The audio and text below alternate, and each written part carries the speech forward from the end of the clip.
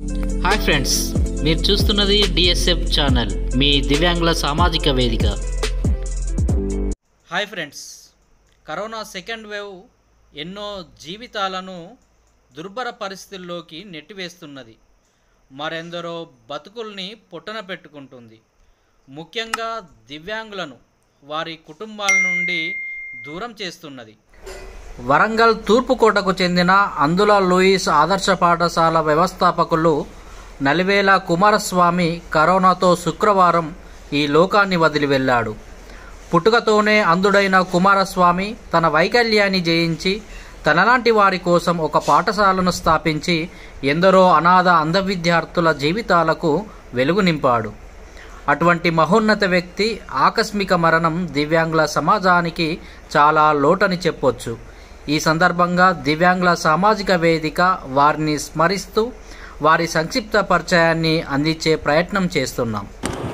వరంగల్ తూర్పుకోటకు చెందిన నలివేల కుమారస్వామి పుట్టుకతోనే అంధుడు అయినప్పటికీ ఎటువంటి నిరుత్సాహానికి గురి కాకుండా ఆత్మవిశ్వాసంతో అంచెలంచెలుగా కష్టపడి చదువుకొని ప్రభుత్వ వాణిజ్య పన్నుల శాఖలో ఉద్యోగాన్ని పొందాడు. అంతటితోనే ఆగకుండా తనలాంటి అంధులకు చేయూతనందించడమే లక్ష్యంగా గత 10 సంవత్సరాల క్రితం వరంగల్ కొత్తవాడలో లూయిస్ ఆదర్శ అంధుల పాఠశాల అనే పేరుతో ఒక స్కూల్ను స్థాపించి ఎంతోమంది పేద అంధ విద్యార్థులకు ఉచితంగా విద్యను అందించడం మొదలుపెట్టాడు. దాదాపు 30 మందికి పైగా అంధ విద్యార్థులకు ఉచితంగా విద్యాబోధన చేయిస్తూ వారికి చేదోడు వాదోడుగా కొనసాగుతూ వచ్చాడు.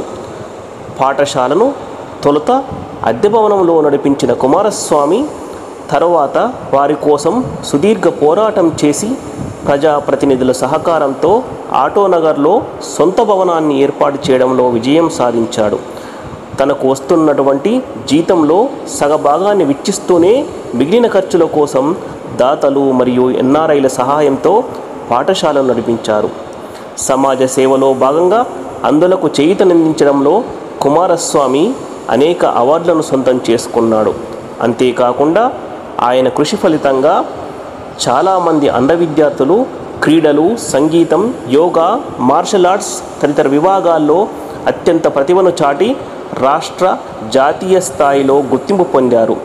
అందరికీ తలలో నాలుకలా ఉండి వారి చేత మన్ననలు పొందిన కుమారస్వామి కరోనాతో మృతి చెందడంతో అనాథలైన అంధ విద్యార్థులు కన్నీరు మున్నీరుగా విలపిస్తున్నారు. కుమారస్వామికి భార్య కళ్యాణి, ఓ కుమార్తె మరియు కుమారుడు ఉన్నారు. ఎంజిఎం హాస్పిటల్లో గవర్నమెంట్ ఎంప్లాయీగా వర్క్ చేస్తున్నాను గత 18 సంవత్సరాల నుండి. అయితే కుమారు నేను 87లో 2వ తరగతిలో జరిగిన బ్లైండ్ స్కూల్ ఫర్ దారిషిప హైదరాబాద్లో. కుమారు వచ్చేసి 89లో 4వ తరగతిలో డైరెక్ట్ జాయిన్ అయినా. అప్పటికి నేను 5వ తరగతి ఉన్నాను. అంటే నాకు ఒక సంవత్సరం జూనియర్ అయినప్పటికీ ఈ వరంగల్ జిల్లా మక్కువతో ఇద్దరు ఫీలింగ్ కూడా మాది అదే వరంగల్ జిల్లా ప్రేమతోని పరిచయం చేసుకొని అది క్రమేణా బలపరుస్తూ మేమిద్దరు చాలా క్లోజ్ ఫ్రెండ్స్ అయిన వాళ్ళు. నాకు ఒక 1 ఇయర్ జూనియర్. నేను 10th క్లాస్ 96లో అయితే 95లో 96లో ఆయన 9th క్లాస్ ఉండే. అయినప్పటికీ ఇద్దరం కూడా చాలా క్లోజ్ అన్నట్టుగా మేము ఎక్కడ పోయినా కూడా కొద్దిగా నాకు దారి కనపడే చిన్నప్పటి కొంచెం దారి కనపడుతుంది. ఆయన బట్టి భుజం మీద చేసుకుని వరంగల్ ప్రేమతో ఇద్దరం కలిసి ఆయన 9th క్లాస్ అయిపోయిన తర్వాత నా 10th అయిపోయినాక నేను మైదీపట్నం హాస్టల్కి వెళ్ళిన ఇంటర్మీడియట్కి. మళ్ళీ అదే నా దారిలో ఆయన 10th 97 అయిపోయిన తర్వాత మళ్ళీ నా హాస్టల్కి నేను తీసుకొచ్చుకొని నా రూములనే మళ్ళీ 2003 వరకు కూడా ఇద్దరం కలిసి ఇంటర్ డిగ్రీ దాకా చదువుకొని అది చాలా చక్కటి ప్రయాణం జరిగింది ఫ్రెండ్షిప్లో. తర్వాత అతని టోటలీ బ్లైండ్ అయినప్పటికీ దారిషాప స్కూల్లో చదువుకున్న తర్వాత మైదీపట్నం హాస్టల్కి వచ్చి నిజాం కాలేజ్లో డిగ్రీ కూడా చేసింది. నార్మల్తో ఈక్వల్ టు నార్మల్ గౌట్ డిగ్రీ కాలేజ్.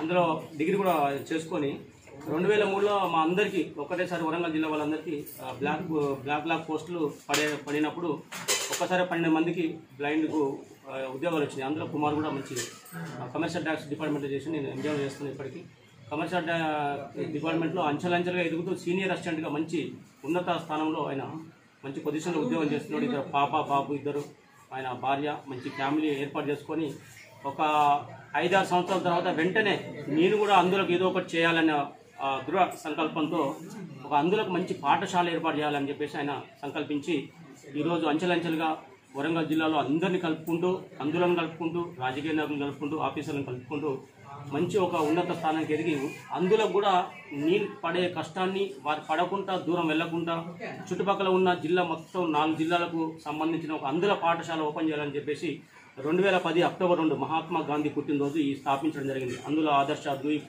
పాఠశాల అని చెప్పేసి ఇది ఈ రోజున మంచి అభివృద్ధి చెందుతూ మరి మనోడు చాలా చక్కటి గుర్తింపు తెచ్చుకొని సమాజంలో మంచి ఎదిగే క్రమంలో మహమ్మారి ప్రపంచాన్ని వణికిస్తున్న కరోనా మహమ్మారి మరి కుమార్ని తీసుకోవడం చాలా బాధాకరం.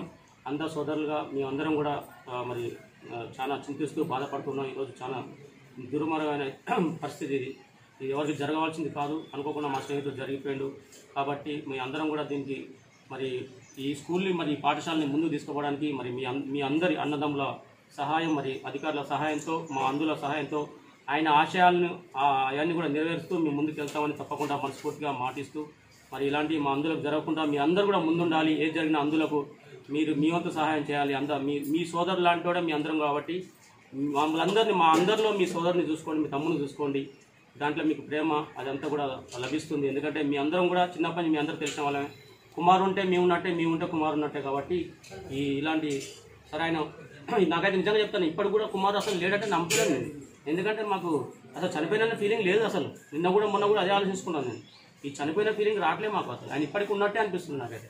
కాబట్టి ఆ భగవంతుడు ఇంత తొందరగా మాకు ఇట్లాంటి అన్యాయం చేయొద్దు. ఎందుకంటే మాకు చిన్నప్పుడే ఒక వెరైటీ మాకు అన్యాయం జరిగింది ప్రపంచంలో, జీవితంలో. అలాంటిది మళ్ళీ అతి తొందరగా మాకు కుటుంబాన్ని ఏర్పాటు చేసుకున్న తర్వాత ఇలాంటి అన్యాయం చేసిండు దేవుడు. అయినప్పటికీ తప్పదు, మరణం జరగడం తప్పదు. కాబట్టి సరే, చిన్నపిల్లలు ఉన్నారు కాబట్టి మీరందరూ కూడా వారి కుటుంబాన్ని ఆదుకుంటూ ఈ పాఠశాలను ముందుకు తీసుకెళ్లాలని కోరుకుంటూ మనస్ఫూర్తిగా మీ అందరూ కూడా మరొకసారి మరి ధన్యవాదాలు. మరి ఆయన ఆశయాలు నెరవేర్చాలని మరి కోరుకుంటున్నాను.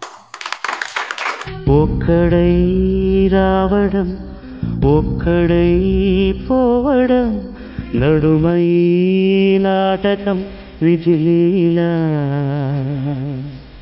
వెంటయే బంధము రక్త సంబంధము, తోడుగా రాదుగా తుదివేళ.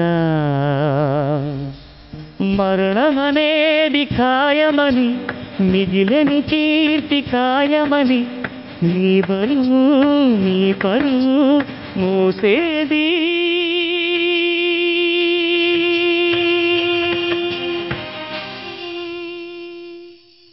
ఆ నలుగురు, ఆ నలుగురు, ఆ నలుగురే.